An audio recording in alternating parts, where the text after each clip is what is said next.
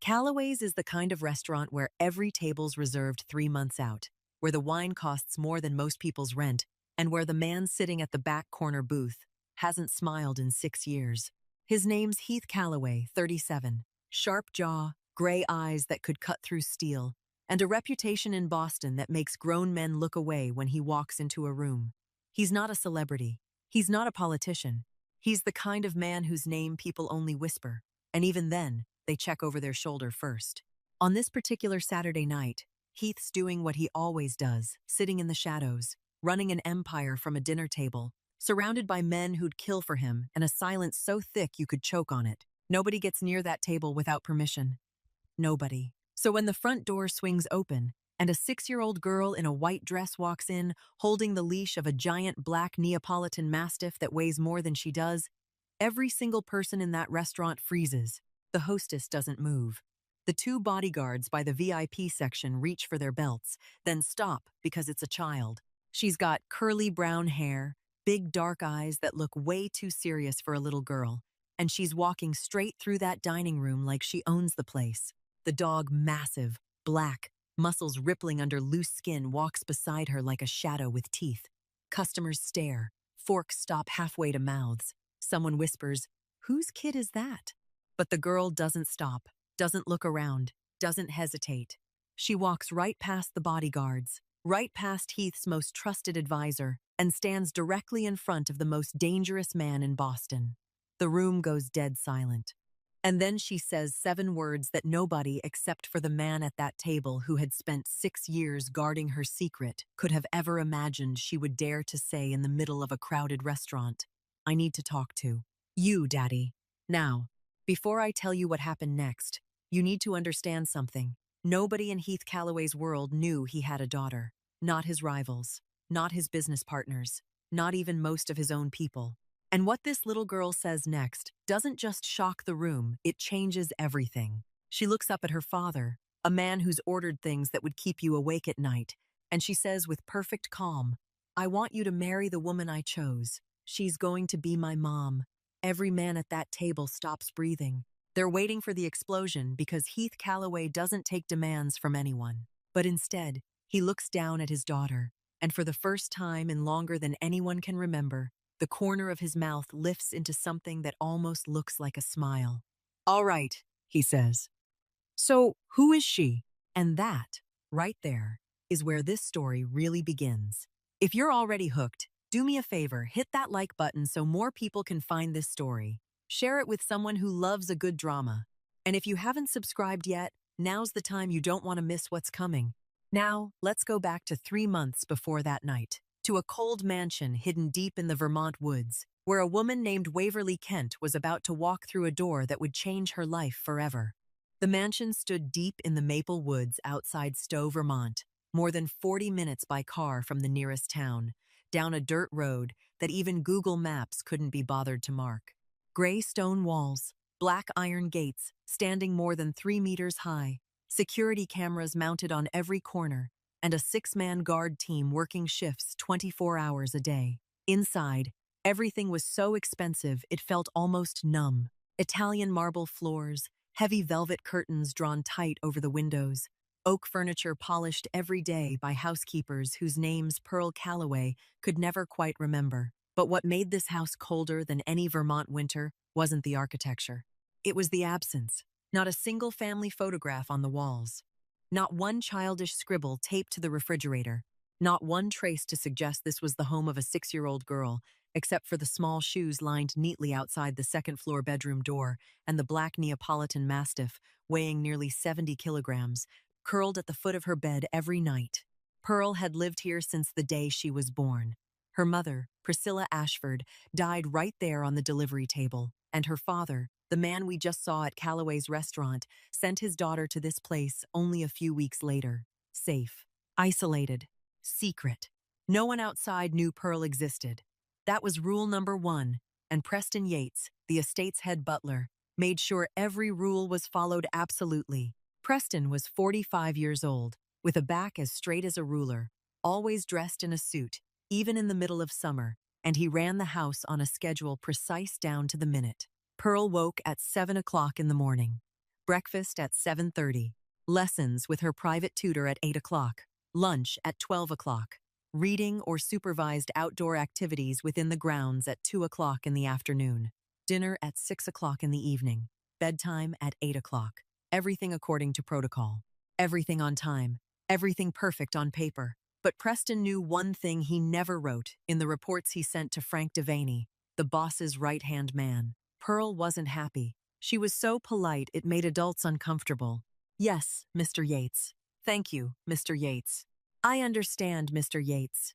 6 years old, and she spoke like a bank employee. She didn't scream, didn't misbehave, didn't do anything a normal child would do, because Pearl Calloway had never been allowed to live like a normal child.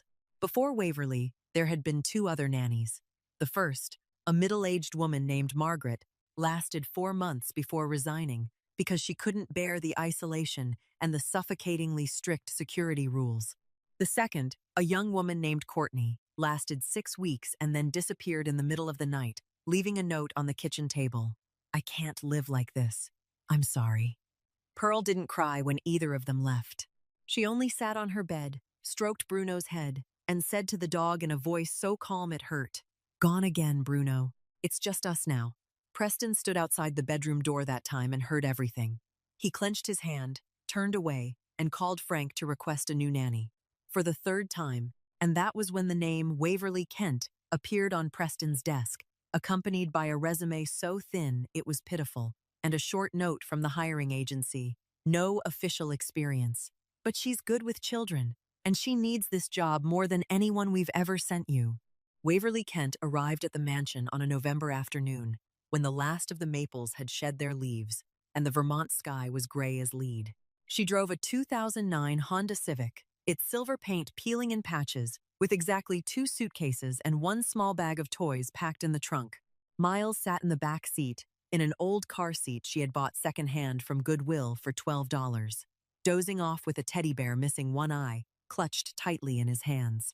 Waverly was 27 years old, but she looked older in the way only people who had been tired for too long could look. It wasn't wrinkles or gray hair. It was her eyes. Her dark brown eyes carried the gaze of someone who had gotten used to life punching her in the face, then standing back up, brushing off the dust, and moving forward, not because she was brave, but because there wasn't any other choice. Her mother died of lung cancer when Waverly was 19, right in the middle of her second year, studying early childhood education at the University of Vermont. Her father, a carpenter outside Burlington, drank more after the funeral and eventually vanished from her life, as if he had never existed. Not one call, not one message. Waverly packed her things out of her father's house, moved into the dormitory, and told herself she would be fine. Then she met Craig. Handsome, funny, able to say exactly what a lonely 22-year-old girl wanted to hear. They were together for 8 months. When Waverly found out she was pregnant and called Craig, her number had been blocked. She went to his apartment. The person at the door told her he had moved out the week before and left no forwarding address. Waverly stood in front of that empty apartment door for nearly 10 minutes, one hand resting on her stomach, then turned away. She dropped out of school. During the last 3 months of her pregnancy, she lived in the Civic, parking overnight in the Walmart lot through a Vermont winter, 15 degrees below zero, running the heater in 20-minute bursts before shutting it off to save gas, sleeping curled beneath 2 layers of blankets while her breath froze on the car windows. Miles was born at Burlington Community Hospital, healthy, 3.2 kilograms, and Waverly looked at her son for the first time and swore that he would never have to live the way she had. 4 years later, she was still keeping that promise by working 3 jobs at once, waiting tables in the morning, cleaning hotel rooms in the afternoon, and freelancing as a babysitter at night. When the hiring agency called and said there was a live-in nanny position, paying 4 times her current income, Waverly didn't ask many questions. She asked only one. "Can my son come with me?" The answer was yes. That was enough. She signed the 40-page NDA without reading all of it, not because she was careless, but because she understood that people who paid this kind of salary didn't need her to understand. They needed her to be quiet and work. Waverly was good at both. When the Civic stopped in front of the iron gate and Waverly saw the cameras, the guards, and the enormous mansion behind the fence, she only drew a long breath and said to Miles, who was rubbing his eyes in the back seat. "That's our new home, sweetheart." Preston met her at the front door with an expressionless face and a 2-page list of rules. Do not leave the grounds without permission. Do not use a personal phone in common areas. Do not ask about the employer's family. Do not reveal the address to anyone. Waverly listened to all of it, nodded, then asked, "Where is the little girl's room?" Preston led her up to the second floor. Waverly knocked on Pearl's door, opened it, and saw a 6-year-old girl sitting on the bed reading a book, her back straight, her feet not touching the floor, the huge black dog lying at her feet. The little girl looked up at Waverly with black eyes. Waverly would never forget, eyes older than any child she had ever seen. "Are you the new nanny?" Pearl asked, her voice polite, flat, without expectation. Waverly didn't bow her head. She didn't say, "Young miss." She lifted Miles onto her hip, sat down on the floor beside Bruno, stroked the dog's head, then looked straight into Pearl's eyes. "I'm Waverly. This is Miles, my son. I don't know how long we'll stay, but I promise you one thing. I won't pretend to be perfect, and I don't need you to pretend either." Pearl blinked, just once, but in that moment, for the first time in a very long time, the little girl's old eyes looked like the eyes of a real 6-year-old child. Pearl began testing Waverly from the second day, not with screaming or anger, but with the cold, calculated kind of testing that belonged to a child who had learned that every adult would eventually leave, so it was better to drive them away first. At the first breakfast, Pearl sat at the table, looked at the glass of milk Waverly had placed in front of her, then slowly reached out and pushed it toward the edge of the table until it fell onto the marble floor and shattered. White milk splashed across the table legs, the chair legs, and the only pair of shoes Waverly owned that was still intact. Pearl sat perfectly still, her eyes never leaving Waverly, waiting for the reaction, waiting for the shout, waiting for the disappointed face, waiting for the look she had seen on Margaret's and Courtney's faces before they left. Waverly looked at the puddle of milk on the floor, then looked at Pearl. She didn't yell. She didn't sigh. She only took the roll of kitchen paper towels, tore off a sheet, placed it in front of Pearl, and said in an ordinary voice, "You clean it up. When you're done, I'll make you a new glass." Pearl didn't move for 3 long seconds. Then she picked up the paper towel, bent down, and wiped. For the first time in her life, Pearl Calloway cleaned up something she herself had spilled. On the 4th day, Pearl ordered Bruno to bark at Waverly when she entered the room. The 70-kilogram dog stood up, bared his teeth, and let out a low growl from deep in his throat. Waverly stood still where she was, not backing away, not panicking. She looked at Bruno, then at Pearl, then sat down on the floor right in front of the dog and held out the back of her hand for him to smell. Bruno stopped growling. He sniffed her hand, then he licked it. Pearl frowned. That wasn't part of the plan. On the 6th day, Pearl refused dinner, sitting with her arms folded and staring at the plate as if it were an enemy. Waverly didn't force her. She only said, "All right, when you're hungry, tell me." Then she sat down to eat with Miles, mother and son talking, laughing, while Miles told her about the caterpillar he had found in the garden that afternoon. Pearl sat watching the two of them eat, her eyes following the way Waverly wiped Miles's mouth, the way she cut his food into small pieces, the way she tilted her head and listened to him speak, even though nothing he was saying was important. 15 minutes later, Pearl pulled her plate back and began to eat, without saying a word. Waverly didn't say anything either. She only smiled very softly and went on listening to Miles talk about the caterpillar. But the moment that changed everything happened on the afternoon of the 9th day. Miles was running down the second-floor hallway, chasing Bruno, laughing out loud, when his foot caught on the edge of the rug and he fell forward near the top of the stairs. His knee struck the edge of a wooden step, the skin split in a long line, and blood ran down his shin. Miles screamed. Waverly reached him within 3 seconds. She knelt, picked Miles up, and settled him on her lap right there on the hallway floor. Her voice was completely calm, even though her hands moved quickly and decisively. Let me see, sweetheart. It's all right." She took a clean cloth from her pocket, pressed it gently against the wound, wiped away the blood, and blew softly over Miles's knee. "Does it hurt, baby? Just a little, okay? I'm here." Then she bent down and kissed Miles's bleeding knee. He was still crying, but his sobs began to slow, both arms wrapped around his mother's neck. Pearl stood 5 steps away, her back against the wall, her eyes wide. She didn't move. She only stood there and watched. Watched the way Waverly held Miles. Watched the way this woman's hands wiped away blood, while also smoothing her son's hair. Watched the kiss placed on the injured knee. Pearl had never seen anyone do that.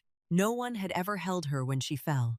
No one had ever kissed the place that hurt and said, "It's all right," in a voice she could actually believe. Waverly looked up and saw Pearl standing there, watching. The little girl's black eyes were no longer cold.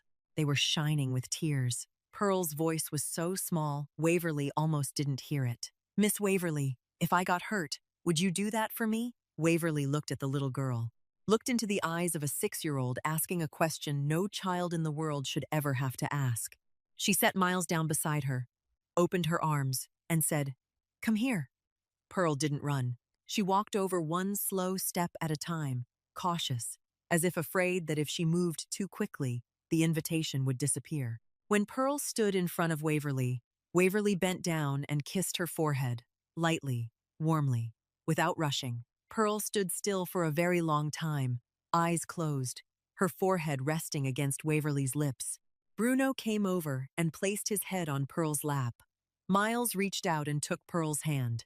And there, in the second-floor hallway of the cold mansion in the Vermont woods, for the first time in her life, Pearl Calloway learned what it felt like to be touched not out of duty, but out of love. That kiss on the forehead changed everything, not all at once like a light switch, but slowly, like ice thawing in a Vermont spring. By the second week, Pearl began waiting for Waverly at her bedroom door every morning instead of sitting on the bed and waiting for the nanny to knock according to protocol. By the third week, Pearl allowed Miles to sit beside her at breakfast, and then the two of them began fighting over the last piece of pancake like every brother and sister in the world. By the fourth week, Pearl laughed out loud for the first time in this mansion when Miles tried to imitate Bruno's bark and the dog licked his entire face. Preston stood at the end of the hallway, heard that laugh, and stopped in the middle of a step. He had lived in this house for 4 years and had never heard Pearl laugh like that. The kind of laughter that came out fully, holding nothing back. Not polite, not careful, just simply a 6-year-old child being happy. By the second month, the words, "Miss Waverly," disappeared. Pearl called her by a name no one taught her, no one suggested, a name the little girl invented herself one afternoon while Waverly was braiding Pearl's hair, and Pearl tilted her head and said, "Mama Wav, can you braid it tighter?" Waverly's hand stopped. Her fingers trembled lightly against the curled brown strands. She didn't correct her. She didn't say, "Call me Waverly." She only swallowed the lump in her throat and answered, "Yes, sweetheart." From that day on, Waverly became Mama Wave. And Miles, the shy little 4-year-old boy at first, became the little brother Pearl had never had. Pearl called Miles Little Miles, then slowly changed it to only Little One. Miles called Pearl Sister Pearl, and followed her from the living room to the garden, from the garden into the kitchen, like a small shadow that never wanted to leave. The two children bathed Bruno together every Saturday afternoon, and the result was that all 3 of them ended up soaked, while the bathroom floor turned into a swimming pool and Preston had to order someone to mop it 3 times before it was dry. They built forts out of pillows and blankets in the living room, then dragged Bruno inside, and the 70-kilogram dog tried to squeeze himself through the tiny blanket doorway and collapsed the whole structure, sending both children rolling across the floor with laughter. Waverly sat on the sofa and watched them, both hands wrapped around a cup of tea that had gone cold, smiling with wet eyes. She had never dared dream that Miles would have a sister, and she had never thought that her heart, already crowded enough with Miles, could open up more room for a black-eyed 6-year-old girl she hadn't given birth to, but loved as if she were blood. One evening, at the end of the second month, after both children had fallen asleep, Waverly was clearing Pearl's study table when she found a picture the little girl had drawn with crayons. 4 people stood in front of a house. A long-haired woman held the hand of a small boy. A little girl stood in the middle, beside a black dog as large as half the house. And on the right, separated from the whole group by an empty space, was the shape of a tall man, no face, no detail, only a black human-shaped shadow, as if the little girl knew her father existed but couldn't remember his face. Waverly held the drawing for a very long time. She understood. She understood that the empty space on the right hurt more than any words Pearl could ever say. Preston saw the drawing when Waverly placed it back on the desk. He stood in the doorway, silent. According to the rules, every change in Pearl's behavior had to be reported to Frank. This drawing, with the nanny drawn like a mother, with the faceless man drawn like a ghost, was something that should have gone into the weekly report. But Preston didn't write about the drawing. For the first time in 4 years of service, he deliberately held back a piece of information. In the report he sent to Frank Devaney, he wrote only one short line. "Pearl is doing better than ever." Frank read the report, nodded, then called Heath Calloway at 11 o'clock at night, the hour when his boss was always still awake. "How is Pearl?" Heath asked, his voice as usual, brief, stripped of any unnecessary emotion. "Better than ever," Frank repeated, word for word, exactly as Preston had written it. "The new nanny seems effective. The girl is changing." Silence. The line was still connected, but Heath said nothing. 3 seconds, 5 seconds, 10 seconds. Frank waited. He had known his boss long enough to understand that Heath Calloway's silences were never empty. They were always filled with something the man would never allow himself to say out loud. "Good," Heath finally said. "Keep everything as it is." Then he hung up. Frank looked at the dark phone screen and let out a quiet sigh. He had served the Calloway family since Heath was a 17-year-old boy burying his father. And he knew one thing perhaps Heath himself wouldn't admit. That man missed his daughter. And that 10-second silence on the phone just now was the only way he knew how to say it. 2 weeks after that call, Frank Devaney did something he had never done in 20 years of serving the Calloway family. He challenged his boss. Not in a conference room in front of subordinates, not while discussing business, but on the balcony of the Back Bay penthouse at 2 o'clock in the morning, while Heath stood alone looking down at the empty streets of Boston, the glass of whiskey in his hand still completely full, untouched. Frank stepped outside, stood beside him, stayed silent for a while, then said, "You need to bring the girl home." Heath didn't turn his head. "She's safe in Vermont." "She's safe," Frank nodded, "but she isn't happy. Or rather, she's happy now, because of the nanny. But do you know what a nanny can't replace? Her father. No matter how good a nanny is, she'll eventually leave. A father doesn't. Or at least a father isn't allowed to." Heath finally turned to look at Frank. His gray eyes weren't angry. They were tired in a way Frank rarely saw, the kind of tiredness that didn't belong to a boss running an empire, but to a 37-year-old man who knew he was failing at the one thing money and power couldn't buy. "I don't know how to be a father, Frank. No one does until they start." Heath looked at the whiskey, turned it lightly in his hand, then poured it straight over the balcony. The liquor splashed across the stone and disappeared into the night wind. "Call Preston. Arrange to bring Pearl and Bruno back to Boston this weekend. Her room will be upstairs, next to mine." Frank nodded, turned away, then stopped. "And the nanny and the boy?" Heath was silent. "Pearl will want them to come with her," Frank added, not guessing, but knowing it for certain. "Not yet. Bring Pearl home first. I need to see how things stand," Frank understood.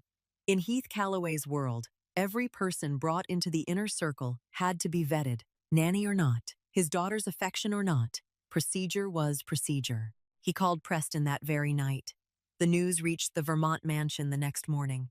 When Preston told Pearl that she would be returning to Boston to live with her father, the little girl's black eyes lit up for the first time in a way Preston had never seen. It wasn't ordinary joy. It was something bigger, deeper, as if every wish she had never dared say out loud had suddenly come true in a single sentence. "Daddy wants me home?" Pearl asked, her voice small, careful, as if she was afraid she had heard wrong. "Yes, young miss. Mr. Calloway wants you back in Boston." Pearl smiled.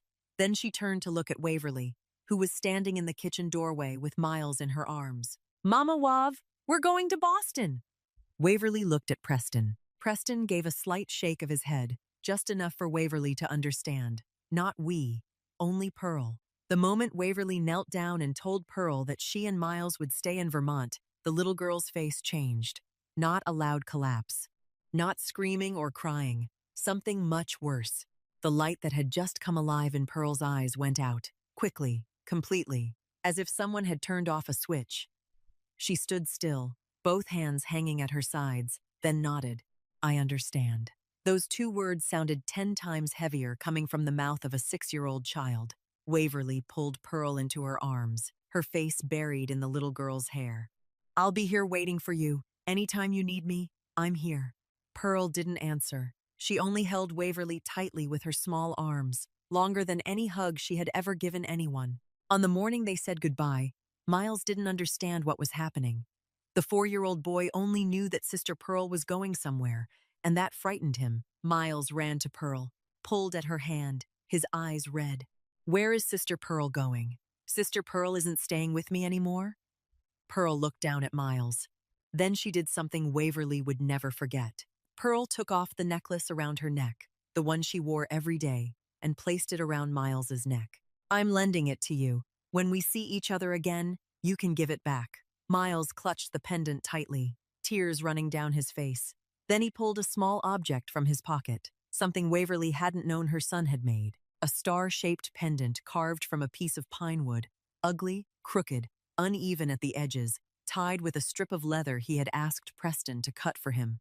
I made it for Sister Pearl. Wear it, so you'll remember me. Pearl took the wooden star and squeezed it in her palm. She put it around her neck, the ugly wooden piece resting right against her chest, and Pearl touched it as if it were the most precious thing she had ever owned. The black Escalade was parked in front of the gate, the driver waiting, Bruno already settled inside the car. Pearl stepped out of the front door, back straight, eyes forward. She didn't turn her head to look at Waverly and Miles standing on the porch. She didn't cry. She didn't tremble. She walked with steady, certain steps, chin lifted high, exactly like her father. But when the car drove through the iron gate, past the bare maple trees, Pearl looked through the rear window. Waverly was holding Miles in her arms, the little boy waving, and Waverly was waving too, her mouth moving around words Pearl couldn't hear but could read on her lips. I'm here waiting for you. Pearl turned back to face forward, one hand gripping the wooden star on her chest. And for the entire 4-hour drive from Vermont to Boston, she didn't let go once. Heath Calloway's penthouse sat on the top floor of a building in Back Bay, overlooking the entire Boston skyline. 300 square meters, 4-meter ceilings, dark walnut floors, and expensive minimalist furniture, every piece chosen by a designer rather than by the person who lived there. An open kitchen with a Calacatta marble countertop that had never held a single grease stain because Heath didn't cook. A living room large enough to host a party of 50 people, but without a single book left out on the shelves, without one sofa pillow knocked out of place. Everything was perfect. Everything was empty. Pearl arrived in Boston on Thursday afternoon. Her room was upstairs, next to Heath's, already prepared. A white bed, white curtains, brand new toys arranged on shelves that no child had chosen. Bruno sniffed around the room, then dropped heavily at the foot of the bed, his nose lifted, unused to the smell. Pearl sat on the bed, looked around, then looked down at the wooden star on her chest. On the first night, Heath came home at 9 o'clock. Pearl had eaten dinner alone at 6:30, a plate of steak and mashed potatoes prepared by the private chef. She finished it, washed her hands, brushed her teeth, and went to bed at exactly 8 o'clock, according to protocol. When Heath opened his daughter's bedroom door at 9:30, Pearl was already asleep, Bruno lying beside her, the wooden star faintly gleaming under the nightlight. Heath stood in the doorway for 10 seconds, then closed the door gently without stepping inside. On the second night, Heath came home at 10 o'clock.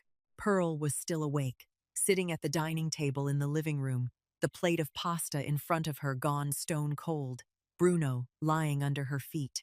When she heard the elevator, she straightened her back, her eyes lighting up. But Heath only walked through the living room, phone pressed to his ear, his low voice discussing something in a language Pearl didn't understand but knew was important. He looked at his daughter, lifted one hand to signal, "Give Daddy 1 minute," then disappeared into his study. That 1 minute never ended. Pearl sat waiting for another 40 minutes, then went to bed by herself. On the third night, Pearl didn't wait anymore. She ate dinner alone at 6:30, then went up to her room. When the night guard, Donovan, came up to check on her, Pearl was sitting on the bed, stroking Bruno's head, her eyes turned toward the window. where Boston's lights spread out below like a golden carpet. "Where's my daddy?" Pearl asked without turning her head. "Mr. Calloway is in a meeting. Young miss. He'll be home late." Pearl nodded. "My daddy is always busy." Donovan didn't know how to answer. He stood in the doorway, scratched the back of his neck, then asked if Pearl needed anything. Pearl turned to look at him, with those 6-year-old black eyes that sometimes looked 36. "Uncle Donovan, can I take Bruno for a walk around the building?" "Bruno hasn't gone potty tonight." Donovan hesitated. Protocol didn't allow Pearl to leave the penthouse floor at night, but the 70-kilogram dog was looking at him with wet eyes. Pearl was looking at him with eyes even wetter, and he thought it was only the guarded ground floor lobby. 5 minutes. What could happen? "All right. But only around the lobby, young miss." Pearl nodded obediently. Donovan took Pearl and Bruno down the elevator and into the main lobby. The dog sniffed around. Pearl walked beside him, the leash wrapped around her small wrist. The building lobby opened straight onto the Newbury Street sidewalk through a revolving glass door. Donovan stood by the lobby security desk, talking to the night attendant, his eyes glancing toward Pearl. He looked away for exactly 30 seconds. 30 seconds was all Pearl needed. She pulled Bruno through the revolving glass door, stepped onto the sidewalk, turned left, and walked straight ahead. 2 blocks. Pearl knew where Calloway's restaurant was because she had seen it from her bedroom window, had read the name on the glowing sign every night, and had asked Donovan, "Is that restaurant my daddy's?"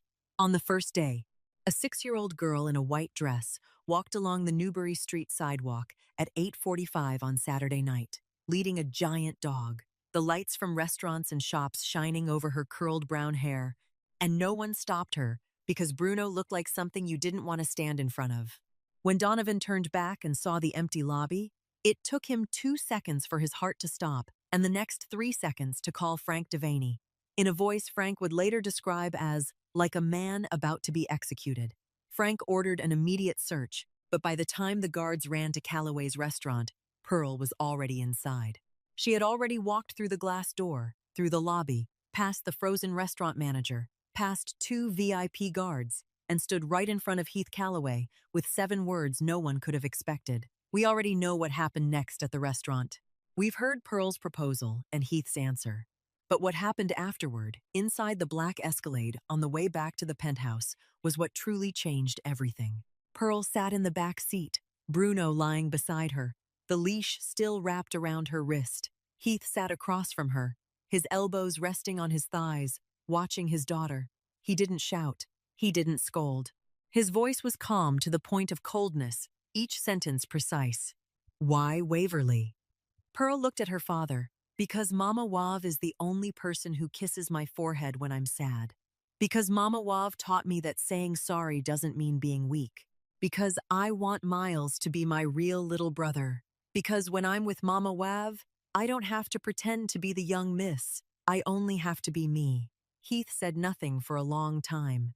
Frank sat in the front seat, watching through the rearview mirror, and saw his boss's jaw tighten, then slowly loosen, as if something inside him had either broken or been set back into place. Heath took out his phone and dialed Preston. "The nanny's name is Waverly Kent. She has a small son named Miles. Bring both of them to Boston first thing tomorrow morning. Put them in rooms on the 3rd floor of the penthouse. No explanations. Just bring them." He hung up. Frank asked quietly, low enough that Pearl wouldn't hear, "Are you serious?" Heath looked toward the back seat. Pearl had rested her head against Bruno's back, her eyes closed, one hand still gripping the wooden star on her chest. She walked 2 blocks at nearly 9 o'clock at night with a 70-kilogram dog to tell me that. The least I can do is see who this woman is. Preston called Waverly at 6 o'clock the next morning, in a voice she had never heard him use before. Shorter than usual, more urgent than usual, and missing the calm he always wore like a suit that never wrinkled. "Miss Kent, pack your things for yourself and Miles. The car arrives at 8 o'clock. You're being moved to Boston to continue your work." Waverly stood in the middle of the bedroom, the phone pressed to her ear, Miles asleep on the bed behind her. "What happened? Is Pearl all right?" "The young miss is fine. I'm not allowed to say more. You only need to be ready at 8 o'clock. Preston hung up. Waverly stared at the dark phone screen, her stomach tightening. 4 years of unstable living had taught her that when people couldn't explain the the reason was usually not good. But Pearl was in Boston, and if Pearl needed her, Waverly would go. The reason could be dealt with later. She packed 2 suitcases in 40 minutes, just like the first time she came to the mansion, except for one thing. On the bedside table in Pearl's room, the drawing of the 4 people the little girl had made was still there. Waverly took it down, folded it carefully, and placed it in the suitcase between layers of Miles's clothes. The black Escalade arrived exactly at 8 o'clock. Not the usual driver, not any guard she recognized. 2 men in black suits, their eyes hidden behind sunglasses even though the Vermont sky was overcast, opened the car door for her without saying a single word except, "Ma'am." During the 4-hour drive, Miles slept for most of the way, while Waverly looked through the window and tried to guess what she was walking into. By the time the car turned into Back Bay and stopped in front of a tall building of glass and steel, she had stopped guessing. This was not the home of an ordinary rich family. The ground floor lobby was paved in black granite, with 3 guards at the security desk, cameras in every corner, and a private elevator that required both a keycard and a code. Waverly carried Miles on her hip, followed the escort into the elevator, and when the steel doors opened on the top floor, she stepped into Heath Calloway's penthouse. To ensure the penthouse was run with the same absolute discipline as the Vermont estate, Heath had transferred Preston Yates to Boston to oversee the new household arrangement. The first thing she noticed was not the dark wood floor, or the 4-meter ceilings, or the glass wall overlooking all of Boston. It was the glass doors, thicker than normal, slightly blurred at the edges. Waverly had cleaned enough high-end hotel rooms to recognize the difference. Bulletproof glass.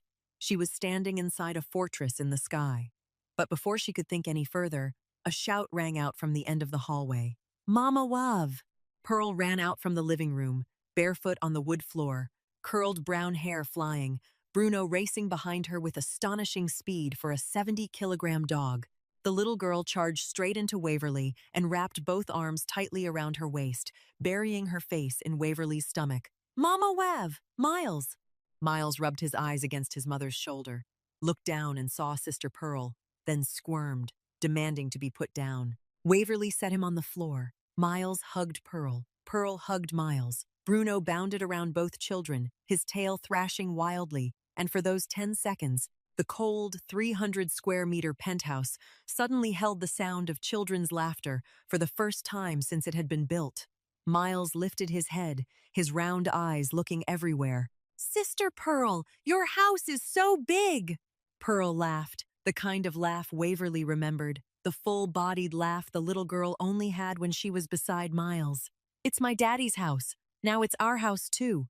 Then Waverly saw him. Heath Calloway stood at the end of the hallway, one shoulder resting against the frame of the study door, his hands in his trouser pockets. Charcoal gray suit, no tie, the top 2 buttons of his shirt open, looking as if he had just stepped off the cover of a magazine and, at the same time, out of some darkness, Waverly instinctively knew she shouldn't go near. His gray eyes looked at her, not glanced, looked. A cold, precise, assessing look that measured every detail within 2 seconds. The kind of look belonging to a man used to deciding other people's fates before they had time to open their mouths. Waverly knew that look. She had seen it in every boss who had ever paid her wages, in every hotel manager who had ever looked at her like an object with legs, in Craig when he looked at her for the last time before disappearing. The look of someone with power, looking down at someone who had nothing. But Waverly Kent was no longer the 22-year-old girl standing in front of Craig's empty apartment. 4 years of raising a child alone, sleeping in a car through winter, working 3 jobs at once, had turned her into a woman who didn't lower her eyes for anyone. She looked straight back. "You're Pearl's father." Not a question, a statement. Heath lifted the corner of his mouth, not quite a smile, closer to an acknowledgement that she had not reacted the way he had expected. "And you're the woman my daughter wants me to marry." Waverly blinked. She looked down at Pearl, who was hugging her leg, and the little girl looked up with a wide grin, without a trace of remorse. "Pearl, what did you say to your father?" "The truth," Pearl answered bluntly, sounding exactly like her father. Waverly turned back to Heath, her cheeks warm, but her eyes not retreating. "I'm the nanny. I don't know who you are, and I'm not here because of a proposal from a 6-year-old child." "You're right," Heath said, his voice low, calm, and carrying something Waverly hadn't expected: honesty. "You're not here because of her proposal. You're here because my daughter didn't laugh for 6 years until she met you. And to me, that is the only reason with enough weight." Silence. The 300 square meter penthouse suddenly felt much smaller. Waverly stood there, Pearl wrapped around her leg, Miles trying to climb onto Bruno's back in the living room, and Heath Calloway looking at her with gray eyes she would spend many nights trying to forget, and failing. Heath Calloway didn't trust anyone he hadn't watched long enough. That was the principle that had kept him alive in a world where trust was a luxury that could get a man killed. And with Waverly Kent, he applied that principle absolutely. During the first week, he watched her through the penthouse security camera system, not because he suspected she was a threat, but because he needed to understand why his daughter, the child who had pushed away 2 previous nannies without shedding a single tear, had been willing to walk 2 blocks through the Boston night to demand that he marry this woman. On Monday morning after Waverly arrived, Heath sat in his study and opened the living room camera on his laptop screen. 7:15 in the morning. Waverly was sitting cross-legged on the marble floor, her back against the foot of the sofa, Pearl on her left, Miles on her right, Bruno resting his head on her lap. Waverly was reading a story, and what made Heath's hand pause over the keyboard wasn't the content of the book, but her voice. She gave every character a different voice. A low, rough voice for the bear, a squeaky voice for the mouse, a grand, puffed-up voice for the king. Pearl laughed and leaned backward, a kind of laugh Heath had never heard through the camera speakers or anywhere else. It wasn't polite laughter. It wasn't the laughter of a child taught to smile at the proper moment. It was laughter bursting out before it could be stopped, shoulders shaking, eyes squeezed shut, mouth wide open. Miles copied the mouse's voice and then tickled himself until he rolled across the floor laughing. Pearl pulled him up. The 2 children collapsed into each other. Bruno's tail got pinned beneath them, and the dog let out one offended bark before licking both of their faces. Waverly sat in the middle of that chaos, her hair coming loose, laughing with the children, one hand still keeping the book open to the right page. Heath looked at the screen longer than necessary. The cup of coffee on his desk steamed, then cooled, untouched. On the 4th day, Frank gave the usual brief report. Waverly Kent, 27 years old, no criminal record, no bad debt, no suspicious connections. Father out of contact, mother deceased, no current relationship. Clean. Heath nodded but made no comment. Frank noticed that his boss didn't ask any further questions about her background, which was unusual, because Heath normally dug down to the roots of 3 generations for anyone who stepped into the inner circle. On the 6th day, Heath no longer needed the camera. He used his own eyes. He came home to the penthouse at 6 o'clock in the evening, 3 hours earlier than usual, and heard the noise from the kitchen before he saw anything. Waverly was making pasta from scratch, not the kind poured from a box, but dough she had kneaded herself, rolled thin, and cut into strips. She had refused his private chef from the 2nd day with the sentence, "If I live in a house with a kitchen, then the children should at least eat food cooked by real human hands." Pearl stood on a chair beside Waverly, her small hands kneading dough, her face dusted white from forehead to chin. Miles stood on a chair on the other side, solemnly cutting noodles with a plastic knife, his tongue sticking out in fierce concentration, the result being noodles as thick as thumbs and uneven in every possible length. Flour flew all over the Calicut marble counter that had never held a stain before. Flour on the floor, flour on Bruno's face, the dog sitting under Pearl's chair waiting for a piece of dough to fall. Pearl looked up and saw Heath standing in the kitchen doorway. "Daddy, do you want to make noodles?" Heath looked at his kitchen, priced at $200,000, now looking like a flour battlefield. Looked at his daughter, her face completely white, grinning from ear to ear. Looked at Waverly lifting her head from the counter, a streak of flour on her cheek, her dark brown eyes watching him with an expression he couldn't decode, half challenge, half invitation. "My kitchen," he said in a flat voice. "Your kitchen is being used for its proper purpose for the first time," Waverly answered without missing a beat. Frank stood behind Heath, trying to keep his face serious, but the corner of his mouth twitched. Heath said nothing else. He turned away, went into his study, and closed the door. But he didn't work. He sat behind his desk, listening to the laughter drifting through the door, and didn't open his laptop for 40 minutes. Then, the storm came. Boston didn't usually have strong storms this time of year, but that night, the wind gusted over 60 miles an hour. Thunder rolled again and again, and lightning flashed so brightly it lit up the entire glass wall of the penthouse. Miles woke at 2 o'clock in the morning, screaming. The boy had been afraid of thunder since he was small, the one fear Waverly had never been able to cure. She ran to Miles's room, lifted him into her arms, and saw Pearl already standing in the doorway, sleepy-eyed but worried. "Is Miles scared, Mama Wav?" "Yes, sweetheart. Come here with me." Waverly sat on Miles's bed, holding him in her lap, while Pearl climbed up beside her and rested her head against Waverly's shoulder.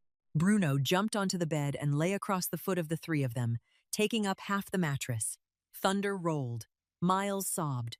Waverly began to tell a story, her voice steady, warm, just loud enough to rise over the sound of the wind outside the glass. "Do you know, thunder isn't scary at all. It's the thunder god moving house up in the sky. He's moving cabinets, dragging tables, pushing chairs, making all that noise because he's terribly clumsy and keeps bumping into everything." Miles's sobs began to slow. "He's clumsy? Terribly clumsy. Because he's too big, and the house in the sky is too small. So every time he moves one thing, he crashes into another." Pearl tilted her head, her eyes bright, even though she was sleepy. "Mama Wav, is my daddy afraid of thunder?" Waverly smiled and stroked Pearl's hair. "Your daddy? I think thunder is probably afraid of your daddy." Pearl giggled and buried her face against Waverly's shoulder. Miles forgot to cry, too, and began asking whether the thunder god had a dog, and whether it was as big as Bruno. Outside the bedroom door, in the dark hallway, Heath stood with his back against the wall. He had come out of his study when he heard Miles crying, intending to check on him, but stopped when he heard Waverly's voice. He stood there, a cup of coffee in his hand, listening to her tell the story of the clumsy thunder god, listening to Pearl ask whether her father was afraid of thunder, listening to Waverly's answer, listening to his daughter laugh. The coffee in his hand had gone cold long ago, though he couldn't remember when he had poured it. He stood there until the room fell quiet, until the three of them and one dog had fallen asleep together on the small bed, and only then did he return to his study, set the cold coffee on his desk, and sit looking out at Boston in the storm without opening a single document. The following week, Frank began to notice. Monday, Heath came home at 7 o'clock instead of 10. Tuesday, 6:30. Wednesday, he asked Frank, "What is Pearl eating tonight?" with no context leading to the question.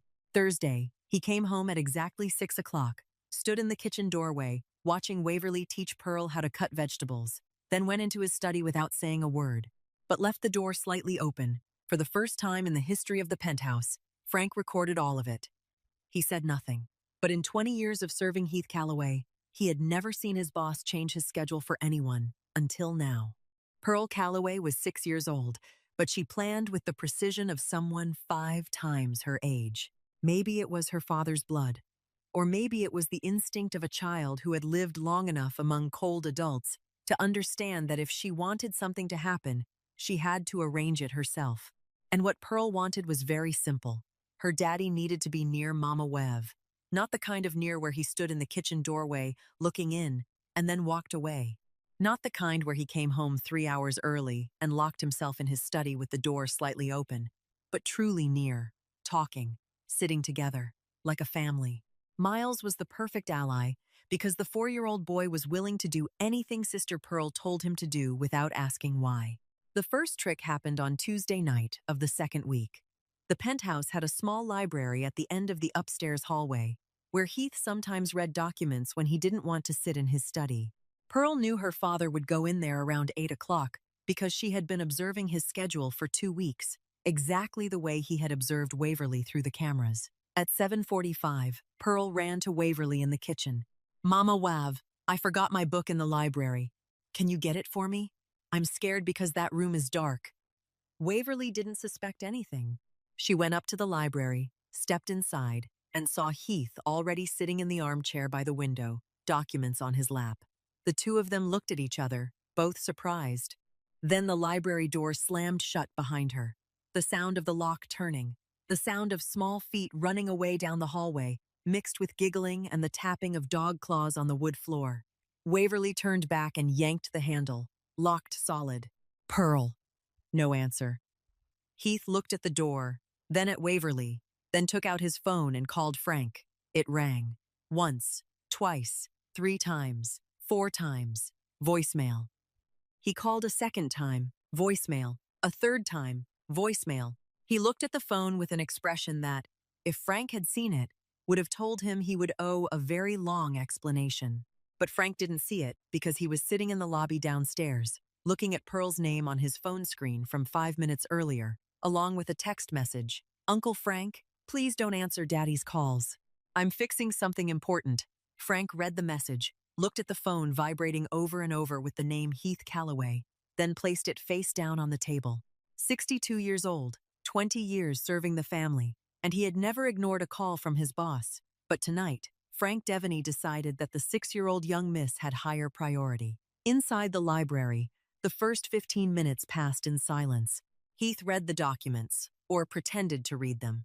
Waverly sat in the chair across from him, took a book from the shelf, opened it to some random page, and stared at the words without reading. Neither of them spoke first. 20 minutes. Waverly turned a page whose content she didn't remember. Heath set the documents down and looked out the window. The silence was so thick they could hear Bruno breathing behind the door. 25 minutes. Heath was the one who broke it. Where are you from? Waverly looked up, slightly surprised. Not because of the question, but because of his voice. It wasn't the cold, interrogating voice she had heard the first time they met. It was the voice of someone who truly wanted to know. Burlington, Vermont. Family? Waverly looked at him for a long moment, weighing it. Then she decided that if Pearl trusted this man enough to walk 2 blocks through the night, then she could trust him enough to answer honestly. My mother died when I was 19. Lung cancer. She smoked for 30 years, but she was still the kindest person I've ever known. My father was a carpenter, good with his hands, but after my mother died, he chose the bottle instead of his daughter. We've been out of contact for 4 years. I don't know where he is, or whether he's alive or dead. She stopped. Heath said nothing. No pitying nod. No, I'm sorry. He only listened. My boyfriend left when he found out I was pregnant with Miles, blocked my number, moved out, disappeared like he had never existed. During the last 3 months of my pregnancy, I slept in my car in a Walmart parking lot because I didn't have enough money to rent a room. Vermont winter. Running the heater for 20 minutes, then turning it off to save gas. For the past 4 years, I've worked 3 jobs at once, so Miles would have somewhere warm to sleep and enough to eat. I don't resent anyone. I'm just tired. When she finished, she looked down at the book in her lap and waited for the familiar reaction she always received when she told this story. Pity, or discomfort, or the kind of silence where people didn't know what to say, so they said something careless like, "You're so strong." Heath said nothing for 10 seconds. Then he said something Waverly hadn't expected. Miles is lucky. Waverly looked up. To have a mother like you. He's lucky. No pity, no empty words, just the truth, spoken in the voice of a man who understood what it was like to grow up without decent parents. They looked at each other in the quiet library, under the warm yellow light, and in that moment Waverly saw something behind Heath's cold gray eyes that she hadn't thought she would ever see. Not weakness, understanding. 45 minutes after the door closed, the lock turned again. Pearl opened the door, her face perfectly innocent. "Oh, I'm sorry. The door got stuck. I called Uncle Frank, but he didn't answer." Heath looked at his daughter with eyes that made it clear he didn't believe a single word, but he said nothing. Waverly stepped out, avoiding Heath's eyes, her cheeks slightly warm. The second trick happened 4 days later, and this time, Miles was the one who carried it out. Though even now, Waverly still wasn't sure whether the boy had acted under Sister Pearl's orders, or simply because, at 4 years old, anything was possible. Heath had just come home and was standing in the hallway, taking off his shoes, still wearing a $5,000 charcoal gray suit, when Miles ran out of the kitchen and hugged his leg. "Uncle Heath! Uncle Heath! I made cake!" The boy lifted both hands to show him, both palms completely covered in white flour, then hugged Heath straight around the waist. 2 flower handprints appeared clearly on the charcoal gray suit, across the chest, white against the cashmere fabric. Miles looked up and grinned, having no idea that he had just destroyed something more expensive than 3 months of rent at his mother's old apartment. Waverly ran out of the kitchen, saw the flour marks on the suit, and her face went pale. "Miles! Oh my God!" She hurriedly took a clean cloth, stepped in front of Heath, and began wiping the flour from his chest without thinking. Her hand pressed the cloth against the left side of his chest, where the largest flour mark was. And then she realized she was standing less than a handspan from Heath, her palm on his chest, and through the cashmere she could feel the heartbeat beneath while he was looking down at her. Silence. Waverly looked up. Dark brown eyes met gray. The distance was close enough that she could smell his cologne, mixed with sandalwood and something else, something warmer, something she couldn't name. No one moved. "Flower," Heath said, his voice lower than usual. "I know," Waverly answered, her voice also lower than usual. Then she pulled her hand back, turned away, and quickly walked into the kitchen without looking back. Her cheeks were red from her neck to her ears. Heath stood still where he was, watching her go, his left hand unconsciously lifting to his chest and touching the place where her hand had just been. Frank stood at the end of the hallway and witnessed everything. 20 years. He had seen Heath Calloway give orders without a trembling hand, face a gun without changing expression, handle situations that would make ordinary people lose sleep for the rest of their lives. But he had never, not even once, seen Heath Calloway standing motionless in a hallway with flour on his chest and the face of a man who had absolutely no idea what to do next. The truth came for Waverly on an ordinary evening, the way truth often comes, without warning and impossible to take back. Pearl and Miles were already asleep. Bruno lay across the children's bedroom doorway, as he did every night. Waverly went down to the kitchen to make tea, turned on the TV just to have some sound, and was pouring water when she heard two words that made her hand freeze halfway. Calloway's. On the screen, a reporter stood in front of the restaurant Waverly had seen from the penthouse window every night, the familiar glowing sign, the stylized C logo she had seen on papers in the hallway table drawer, on the business card Frank had left on the kitchen counter, on an envelope she had accidentally noticed while cleaning the living room. The report talked about organized crime in Boston, about money laundering networks through high-end restaurant chains, about an ongoing federal investigation. It did not name anyone directly, but that logo filled the screen for 5 seconds, and those 5 seconds were enough for Waverly's world to begin cracking. She turned off the TV, set the kettle down, stood motionless in the middle of the kitchen for 10 seconds, hearing her own heartbeat pounding in her ears. Then she picked up her phone, opened Google, and typed 2 words, Heath Calloway. Results flooded the screen. Not the kind of results that belong to an ordinary businessman, not a LinkedIn page or an interview in Forbes. They were the kind of results that lived on the line between news and rumor, where words like suspected, connected, and not yet indicted appeared more often than his actual name. Mysterious businessman suspected of ties to East Coast organized crime. The Calloway family. 3 generations and unanswered questions. FBI tracks money laundering network through Boston real estate and high-end restaurants. Waverly read one article after another, scrolling until her finger went numb, and every line of text, cut like a knife into something she didn't want to admit, had begun forming inside her. Not trust. She wasn't foolish enough to trust Heath Calloway after a few weeks, but safety. The feeling that, for the first time in 4 years, she and Miles had a roof over their heads, where no one was going to throw her out. That feeling now tasted like a lie. She put the phone down, gripped the edge of the kitchen counter with both hands, and closed her eyes. Breathe. Think of Miles sleeping upstairs. Think of Pearl lying beside him. Think of the black-eyed 6-year-old girl who had called her Mama Wav and treated Miles like her little brother. Then she opened her eyes, stepped out of the kitchen, and went straight to Heath's study, 11:42 at night. She knocked once and opened the door without waiting for an answer. Heath sat behind his desk, shirt sleeves rolled up, 2 collar buttons open, reading something on his laptop. He looked up, slightly surprised, because no one entered this room without knocking twice and waiting for permission. "Who are you really?" Waverly asked from the doorway, her voice trembling slightly, but her eyes not retreating. Heath looked at her for 3 seconds. He didn't ask, "What do you mean?" He didn't pretend not to understand. He closed the laptop, leaned back in his chair, and answered in a voice so flat it was cruel. "If you already know, why do you need to ask?" "I need to hear it from your mouth. Because your daughter is sleeping 20 steps from here, and my son is 25 steps from here. I need to know whether the children are safe." Heath stood, walked around the desk, came toward her. Waverly didn't step back, even though every instinct inside her screamed that she should run.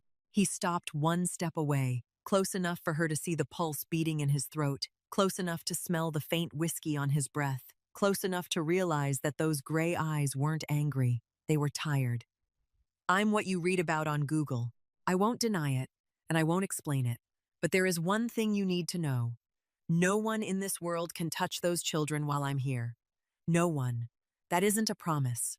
That's a fact everyone in this city understands." Waverly swallowed. Her voice frayed slightly at the edges, but didn't break. "And if I want to take my son and leave?" Silence. Heath looked at her for a long moment, his gaze neither threatening nor trapping her there, and that frightened Waverly more than anything. Because if he threatened her, she would know what to do. But he didn't threaten her. He answered honestly, "You have that right. Anytime you want, I'll arrange a car to take you and Miles away. No one will stop you." He paused. His jaw tightened faintly, as if the next sentence weighed more than he wanted it to. "But if you go, Pearl will lose the only person who has made her believe there are still good people in this world. And I don't know whether she can survive losing one more." The final sentence struck Waverly harder than any threat could have, because it was true. Because she could see Pearl in her mind, sitting on her bed and stroking Bruno's head, saying, "Gone again. It's just us now."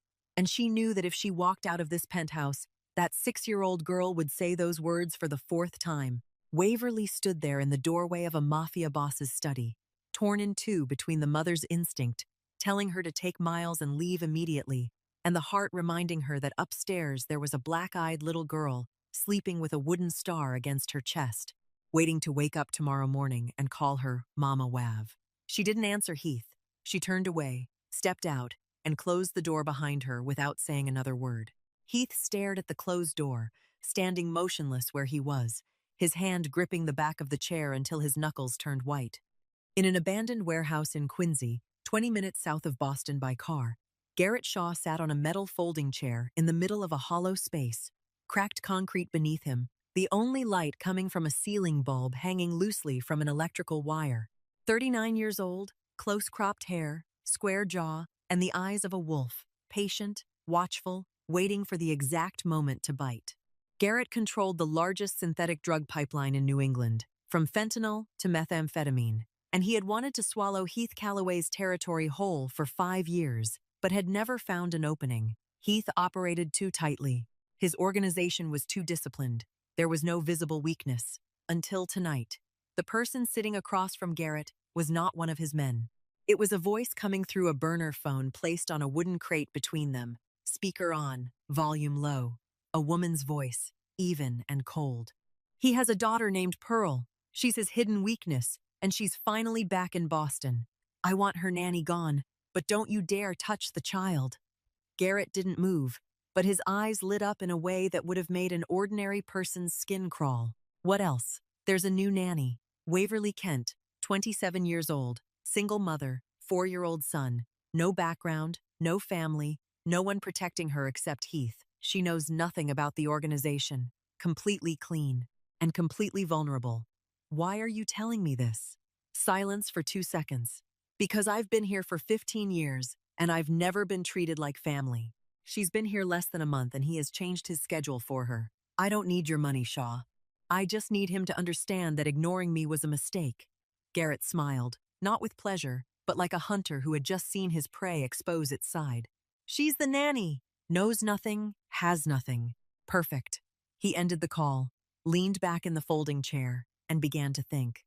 A direct attack on Heath Calloway was suicide. Everyone knew that. But a single mother who didn't know who she was living with? She didn't need to be attacked. She only needed to be frightened. Frightened enough to take the children and leave on her own. And when the children left the fortress, Heath would have to follow, would have to expose himself, would have to divide his people. That was when Garrett would strike. No bullet needed, only a piece of paper. 3 days later, Waverly took Miles to Boston Common. It was the unspoken agreement between her and Heath after the confrontation in his study. She would stay, but she needed ordinary space for Miles, for herself, for the feeling that life was not 4 bulletproof glass walls. Heath agreed, on the condition that a guard went with them. Donovan, the man who had lost Pearl that night and was trying to make up for it by becoming a shadow that never left, walked 10 steps behind Waverly. The park was crowded on Saturday afternoon. Children ran all over the playground. Parents sat on benches looking at their phones. Joggers passed. People walked their dogs. The laughter and voices of an ordinary city living an ordinary day. Miles ran toward the swings. Waverly followed, and Donovan stood beside the playground fence, his eyes sweeping slowly. Everything was normal, until a man sitting on a bench near the swings stood up. 40 years old, brown jacket, gentle face, a cluster of red balloons in his hand. He walked toward Miles, smiled warmly, and spoke loudly enough for Waverly to hear. "Hey, little guy, do you like balloons? I've got an extra one right here." Miles looked at the balloons, his eyes lighting up, but Waverly had already stepped forward, one hand gripping Miles's shoulder and pulling him back, a mother's instinct moving faster than thought. "Thank you, but we don't need one." Her voice was polite, but firm. The man lifted both hands, smiling apologetically. "No problem, just a balloon. Cute kid, is he your son?" Then he turned away, walked toward the park gate, and disappeared into the crowd. Donovan saw nothing unusual, a kind stranger offering a balloon. It happened every day in every park. Waverly told herself the same thing, but her stomach clenched and didn't let go the whole way home. When they returned to the penthouse, she took off Miles's jacket, hung it on the hook in the hallway, then checked the boy's pockets out of habit because Miles had a tendency to stuff everything into them, from pebbles to dry leaves to candy wrappers. Her fingers touched a piece of paper, small, folded in half. Not something Miles had picked up himself, because the 4-year-old didn't know how to fold paper this neatly. Waverly opened it. Printed words, computer font, black ink on white paper. One single sentence. "Is he keeping you safe or keeping you prisoner?" Waverly's hand trembled. She looked at the paper, looked at Miles's jacket, looked out through the bulletproof glass where the lights of Boston flickered below, and her chest tightened until she could barely breathe. Someone had gotten close to her son. Someone had slipped a note into the coat pocket of her 4-year-old boy without her knowing when, from what distance, or for how long. The balloon man, the gentle smile. "Cute kid, is he your son?" Waverly folded the paper, shoved it into her own pocket, and walked into the bathroom, locking the door behind her. She sat on the closed toilet lid, both hands wrapped around her head, breathing fast and shallow. She didn't know whom to trust. Didn't know whether the note came from one of Heath's enemies trying to hurt them, or from someone trying to warn her. She didn't know whether this penthouse was a home or a prison. She only knew that someone had touched her son, and that feeling made every other fear meaningless. At the same time, at Calloway's restaurant on Newbury Street, Nina Walsh sat in the office behind the kitchen, the door closed. She was 34 years old, with black hair cut short to her shoulders, a sharp face, and eyes that the restaurant staff had learned not to look into for too long. She managed the Calloway family's legal restaurant chain, a job she had done perfectly for 15 years, without ever receiving a thank you from her half-brother. The burner phone on the desk vibrated. Nina looked at the screen, looked around, then picked it up. "It's done," the voice on the other end said. "The note is in the boy's pocket." Nina didn't answer. She hung up, removed the SIM card, snapped it in half, and dropped it into the trash bin beneath the desk. Then she turned back to her laptop, opened the weekly revenue spreadsheet, and continued working with a perfectly expressionless face. Only her eyes were colder than usual. Waverly waited until the children were deeply asleep, until Bruno was lying still between them on Pearl's bed, because ever since they returned to Boston, they had insisted on sleeping together, until Miles's steady breathing and Pearl's softer breaths blended into one another in the dark room. Then she closed the children's bedroom door, walked down the hallway, and stepped out onto the penthouse balcony. The Boston night wind in February cut into her face, so cold that her breath turned into white smoke, but Waverly didn't go back inside for her coat. She needed the cold. She needed something real to hold on to, because everything inside her had been spinning since that afternoon. And if she didn't find a way to anchor herself, she would break. She stood leaning against the railing, the note in her pocket as heavy as stone, looking down at the glittering streets of Boston below without seeing anything. Heath came out onto the balcony 15 minutes later. She didn't hear his footsteps because he moved with a silence that seemed unusual for a man of his build, but she felt his presence. The scent of sandalwood cologne mixed with the cold wind. He stood beside her, saying nothing, looking in the same direction she was looking. Waverly took the note from her pocket and handed it to him without turning her head. Heath took it, opened it, and read. Silence for 3 seconds. Waverly finally turned to look at him and saw something she would never forget. Heath's gray eyes were no longer cold. They were burning. Not the kind of uncontrolled anger she had seen in her father when he was drunk. It was something fully controlled, precise, focused, like a flame inside a forge. The eyes of a man who had made a decision before opening his mouth, and that decision wouldn't change. When did you receive this? His voice was low, even, dangerous enough that Waverly almost stepped back, even though she knew that danger wasn't aimed at her. This afternoon, in Miles's coat pocket. At the park, there was a man who approached my son, offered him a balloon, asked if he was my son. Waverly's voice broke on the final words. Not because of fear, because of 4 years. 4 years of protecting Miles alone, making every decision alone, carrying every fear alone with no one to tell. 4 years of being strong not because she wanted to be, but because no one had allowed her to be weak. And now, someone had touched her son, the child she had slept in a car through winter to keep safe, the child she had gone hungry to buy milk for, the child she would burn the whole world down to protect. And she was standing on a 24th floor balcony in the middle of a Boston winter night without knowing who the enemy was, where they were. And she couldn't keep carrying this alone anymore. Tears fell. Not the kind of crying from movies, silent and beautiful. Waverly cried the way real people cry when they have endured too much for too long. Shoulders shaking, breath breaking apart, hands gripping the railing as if she would fall if she let go. Tears running down her frozen cheeks, and she didn't bother wiping them away because she had no strength left to pretend she was fine. Heath stood beside her. He didn't hold her. He didn't say, "Don't cry." He didn't offer a handkerchief. He only stood there, silent, and after a while, he stepped half a step closer, just enough for his shoulder to touch hers. Not an embrace, not a romantic gesture, only presence, only "I'm here." And to Waverly, who was used to having no one beside her, that presence meant more than any words. They stood together in the cold wind, shoulder to shoulder, until Waverly's breathing slowed, until the tears stopped, until she was clear enough to hear him speak. "Someone approached your 4-year-old son," Heath said, his voice, not a promise, but a verdict. "That person will never come near any child again. That isn't something I'm saying to make you feel better.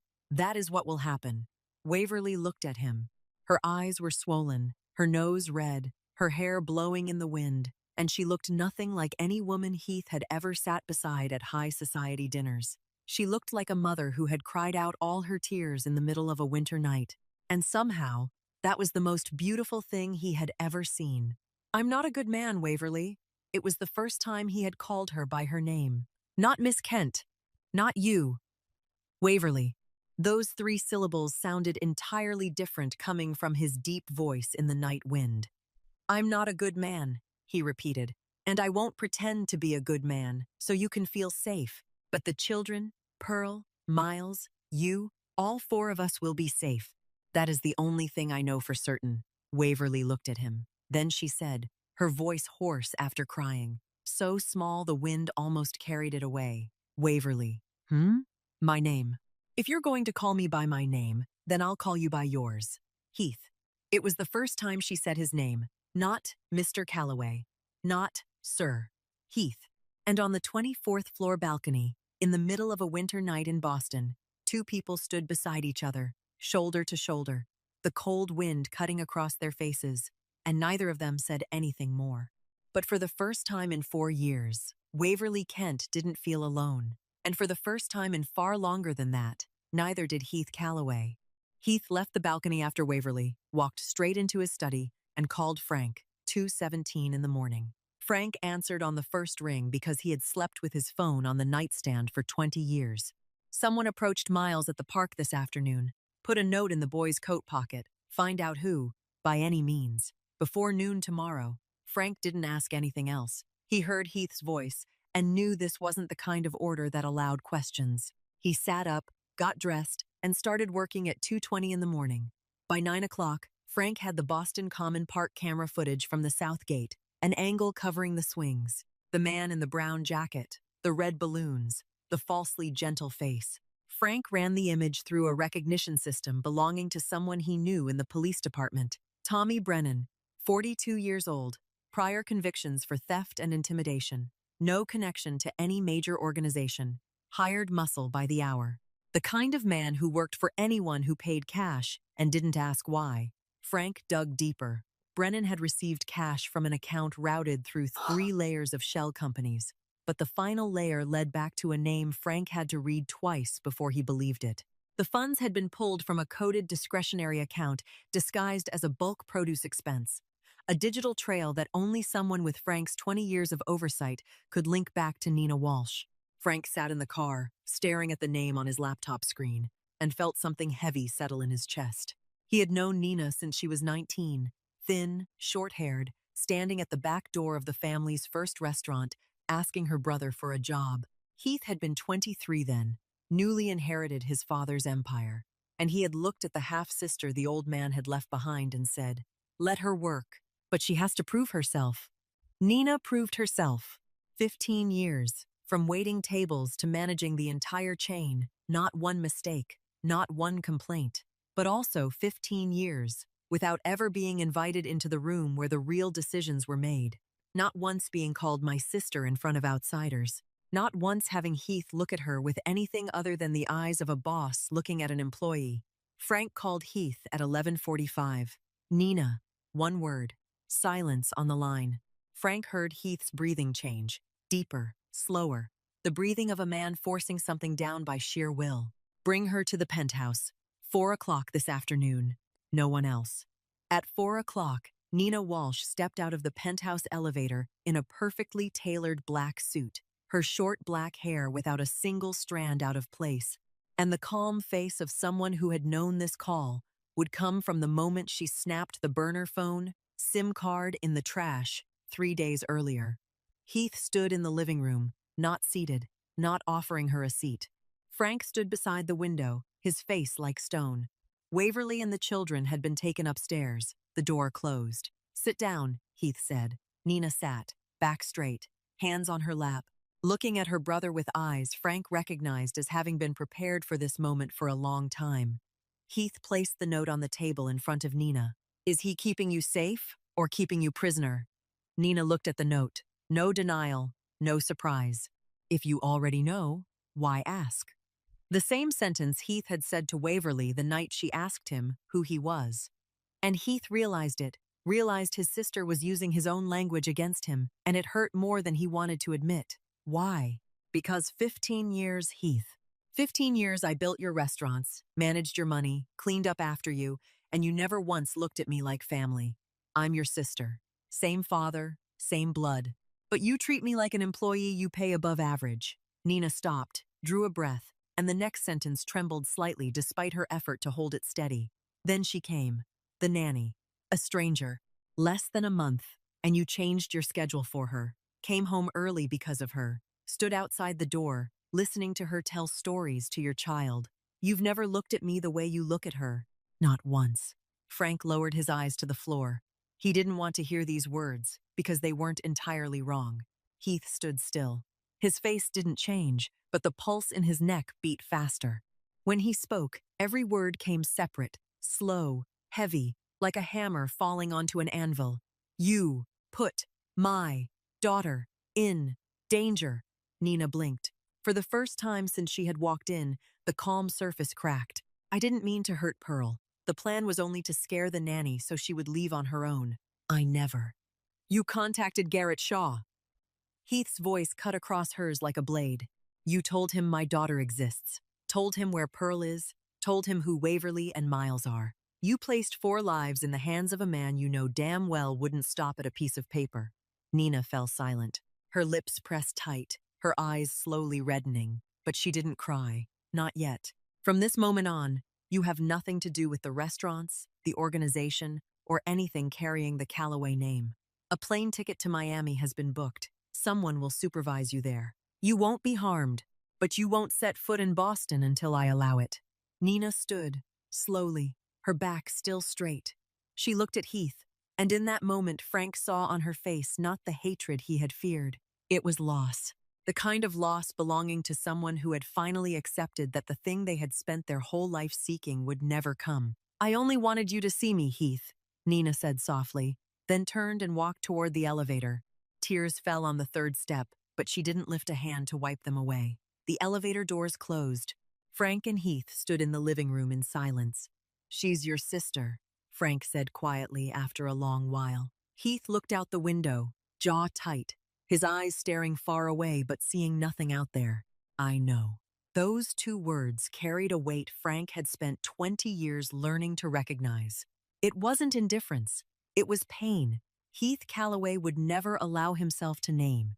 Garrett Shaw lost his inside source, but he already had everything he needed. The penthouse address, the number of guards, Heath's schedule. And most importantly, he knew that Heath Calloway, the man who once had no weaknesses at all, now had 4. A 6-year-old girl, a 4-year-old boy, a dog, and a brown-haired single mother. 3 days after Nina left Boston, Frank's phone rang at 9 o'clock at night. One of Heath's men at the port of Boston reported a problem with a shipment. A container had been held, customs was asking questions, and Heath needed to handle it personally right away because it involved paperwork bearing the family name. Heath looked at Frank. Frank looked back. Both of them knew this could be a trap, but it also might not be.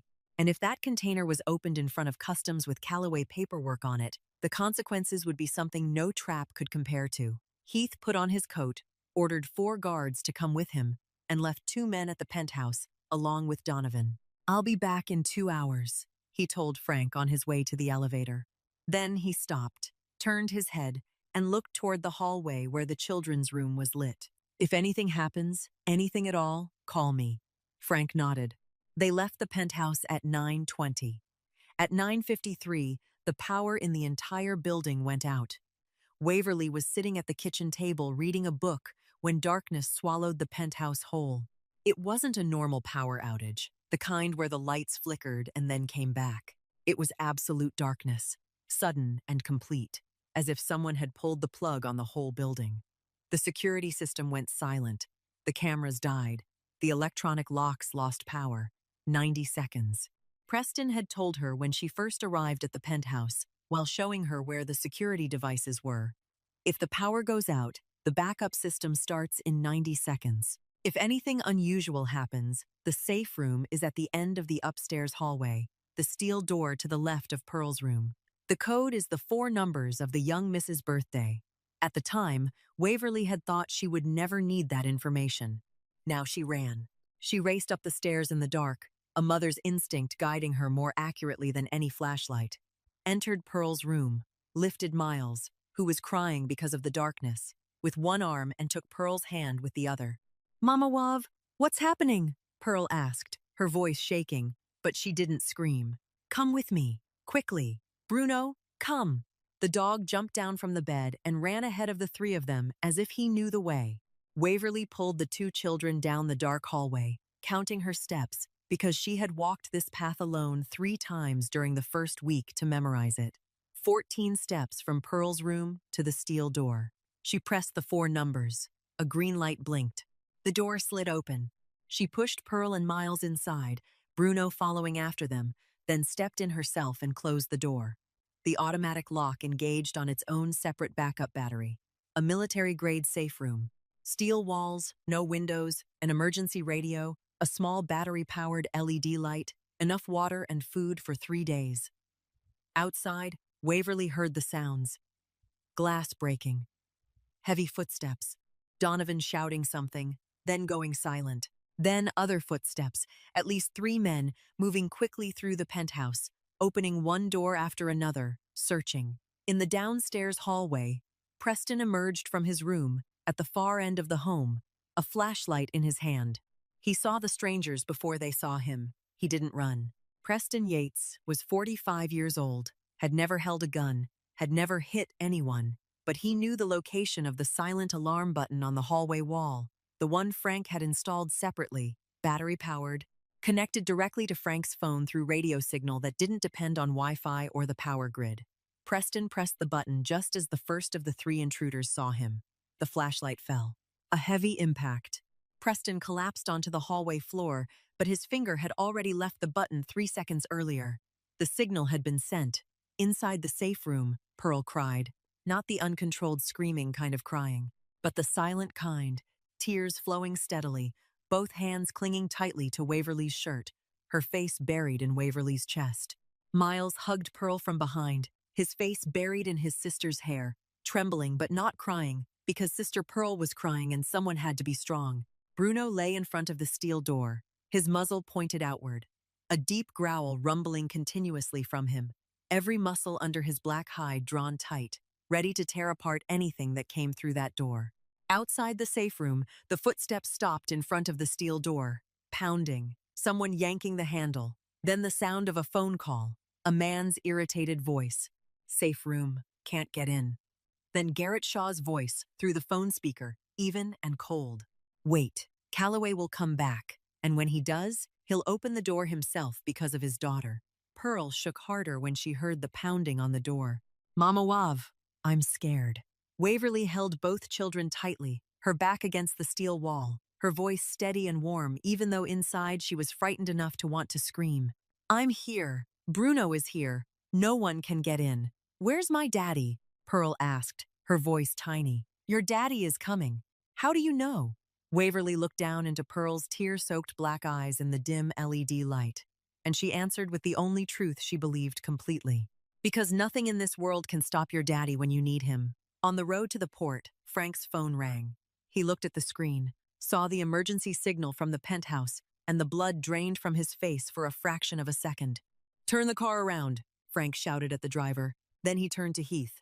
Penthouse. Alarm. Heath didn't say a word. He took out his phone, called 3 numbers, and gave 3 orders in 15 seconds, in a voice Frank had never heard before. Not the voice of a boss, not the voice of a businessman, but the voice of a father. The Escalade turned around in the middle of the road and tore back toward Boston at a speed that made red lights cease to exist. 11 minutes. Heath stepped out of the car before it had fully stopped, his shirt sleeves rolled to his elbows, his coat thrown on the seat, his eyes no longer those of a businessman or a crime boss. They were the eyes of something more primal, simpler, more dangerous, a father protecting his child. Heath's men flooded into the building from 2 directions. What happened next lasted no more than 3 minutes, and Waverly heard all of it from inside the safe room, shouting, heavy impacts, metal striking, then silence, complete silence. Then 3 knocks on the steel door. Slow, even, 3 knocks that only 2 people knew. Pearl lifted her head, eyes wide. Daddy? Waverly entered the code. The steel door slid open. Heath stood there, his shirt wrinkled, his knuckles scraped, his breathing fast, and his gray eyes found his daughter in 1/10 of a second. Pearl rushed out and wrapped her arms around her father. Her small hands locked around his neck, her face buried in his shoulder as she sobbed. Heath held his daughter with one arm, lifted her up, and his eyes looked over Pearl's shoulder to Waverly standing in the steel doorway, Miles in her arms, Bruno close beside her feet. Heath's other hand reached out, settled on Waverly's shoulder, and drew her closer. Not roughly, only a large hand resting on a small shoulder, gentle, certain. 4 people stood in the steel doorway, the weak LED light from the hallway shining over them, Pearl crying against her father's neck, Miles hiding his face against his mother's shoulder, Bruno resting his head against Heath's leg, and in that moment, amid the smell of gunpowder and concrete dust, they were a family. 72 hours later, Garrett Shaw was arrested in a federal sweep, not because of Heath, but because of a 300-page file containing evidence of synthetic drug transactions across New England, delivered to a federal attorney with connections through a channel no one could trace back to the Calloway family. Frank arranged everything, cleanly. That was how Heath Calloway handled enemies. Not with bullets, but with systems, with patience, with the cold precision of a man who never needed to dirty his hands when he could let the law do it for him. 2 weeks after that stormy night, Heath Calloway's penthouse looked no different from the outside. Still the dark walnut floors, still the 4-meter ceilings, still the bulletproof glass, but inside, everything had changed in small ways that only the people living there would notice. The refrigerator had stickers Miles had slapped on crookedly. The hallway had a flower stain on the wall that Waverly couldn't quite wipe away. The living room had blankets and pillows stacked into a fort that Pearl and Miles refused to take down because it's our secret base. And on Heath's desk, beside the laptop and the files, there was a new drawing. Pearl had drawn it with crayons on a 4 paper, and this time the picture was completely different from the one she had drawn in Vermont. 4 people stood in front of a house. The woman with long brown hair, the curly-haired girl, the smaller boy holding the girl's hand, and the man standing beside them. This time, the man had a face. He had eyes, a nose, a mouth, and the mouth was smiling. At the feet of the 4 people was a black dog almost as large as the house.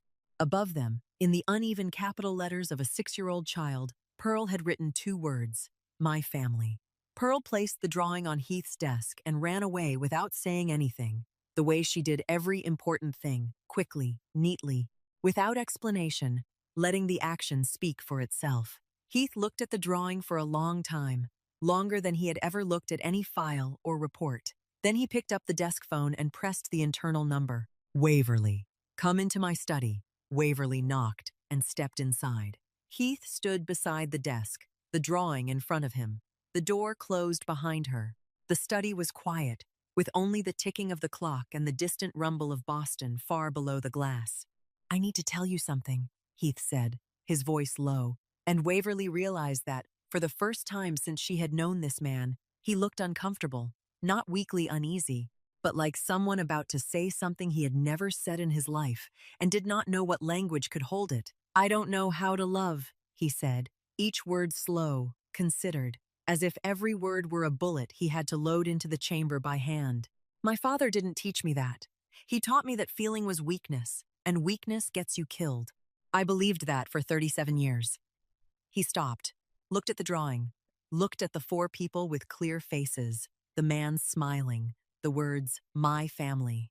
"But every night, when I hear you read stories to Pearl, when Miles climbs into my lap without fear, when you stood in the safe room holding both children and told Pearl that her father was coming even though you had no reason to believe that, I feel something I don't have a word for." He looked at Waverly, gray eyes, direct, not hiding. "If what I feel isn't love, then I don't know what it is."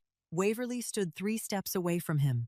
She looked at this man, the man the world called dangerous, ruthless, darkness itself, and she saw what no one else saw, a 37-year-old man trembling on the inside because, for the first time in his life, he was saying the very thing his father had taught him must never be said. She crossed those 3 steps, stood in front of him, lifted her hand, and placed it on the left side of his chest, exactly where the flower had once been, exactly where she had once pulled her hand back and run away. This time, she didn't pull away. "I don't need you to know how to love," Waverly said, her voice small but steady. "I don't need you to be perfect. I don't need you to become someone else. I just need you to be here, every night, for Pearl, for Miles." She stopped, swallowed. "For me." Heath placed his hand over hers. His large hand, knuckles still scraped from the night of the safe room, covered the smaller hand resting on his chest. For the first time, they touched each other not because of flower, not by accident, not because their shoulders had brushed on a balcony, but by choice. 6 months later, Calloway's Restaurant, Newbury Street, Boston, Saturday night. The same restaurant as that first night. The same warm yellow lights. The same piano music. The same round table in the far corner, hidden behind the old brick wall. But everything was completely different. There were no files on that round table, no grim-faced subordinates, no meeting of any kind. Pearl sat in a chair, her legs swinging without touching the floor, drawing on a white cloth napkin with crayons that the restaurant staff had brought out for her without needing to be asked. Miles sat in Heath's lap, eating a breadstick, marinara sauce smeared from the corner of his mouth down his chin and onto the collar of Heath's shirt, and Heath didn't bother wiping it off. Bruno lay under the table, his tail swishing slowly, his muzzle resting on Heath's $1,000 leather shoes, and Heath didn't bother moving those either. Waverly came out from the restaurant kitchen, wearing a white apron, her hair tied high and slightly loose, tomato sauce on her cheek, carrying a plate of pasta she had made with her own hands. She had convinced Heath to let her learn from the head chef with the argument, "If I'm living next to a restaurant, then I should at least know how to make decent pasta." She placed the plate in front of Heath. He looked at the pasta, looked at Waverly, tomato sauce on her cheek, her dark brown eyes bright beneath the yellow lights, smiling with the kind of smile no high society party could ever create. Looked at Pearl drawing, looked at Miles destroying his fourth breadstick in his lap. "Is it good, Uncle Heath?" Miles asked, his mouth full of bread. "How would I know if I haven't eaten it yet, Miles?" "Because Mama made it. It has to be good." Pearl looked up from the drawing on the napkin, looked at her father with black eyes exactly like his, and said in an absolutely calm voice, "I told you. I picked the right person." Heath looked at his daughter, then looked at Waverly, then the corner of his mouth lifted, the second smile. Frank stood beside the table, where he always stood, his eyes scanning the room by professional instinct. But when he saw that smile, the second smile he had witnessed in more than 20 years of serving Heath Calloway, he turned away and pretended to check the lobby. The corner of his mouth lifted too, just slightly, but enough. The restaurant was crowded. The piano kept playing. The world beyond the glass door was still dangerous, still full of shadows, still the kind of world where the name Heath Calloway made people glance back over their shoulders. But at the round table in the far corner, a small family was eating pasta, a mafia boss with tomato sauce on his collar, a single mother nanny with flour on her apron, two children who had found each other and refused to let go, a 70-kilogram dog asleep on $1,000 shoes, and in that moment, nothing could touch them. "My family," Pearl whispered, looking at the drawing on the napkin, 4 people and 1 dog. Then she smiled, folded the napkin, slipped it into the pocket of her dress, and kept it for herself. This story may not be a fairy tale. There is no perfect prince, no castle without cracks. But it reminds us that family is not always the place where you were born. Sometimes family is the place you choose to stay, even when the world around you is not perfect, even when the person beside you carries scars you can't heal. Sometimes love does not arrive as a confession, but as a hand placed on a shoulder in the dark, as a storytelling voice in the middle of a stormy night, as a plate of pasta made with a whole heart. And sometimes, a 6-year-old girl leading a 70-kilogram dog 2 blocks through the Boston night turns out to be the wisest person in the whole story. If this story has touched you, I want to hear what you feel from deep inside your heart. What do you think about Pearl? About Waverly? About Heath? And in your real life, who is the person who makes you feel that you belong to a family? Share it with us in the comments below, because your story also deserves to be heard. If you enjoyed this story, please press the like button so more people can find it. Share it with someone you love. And if you haven't subscribed to our channel yet, subscribe now and turn on the notification bell so you won't miss new stories every day. We sincerely thank you for taking the time to listen until the very last minute. We wish you and your loved ones good health, a joyful life, peace, and happiness every day. Goodbye, and we'll see you again in the next video.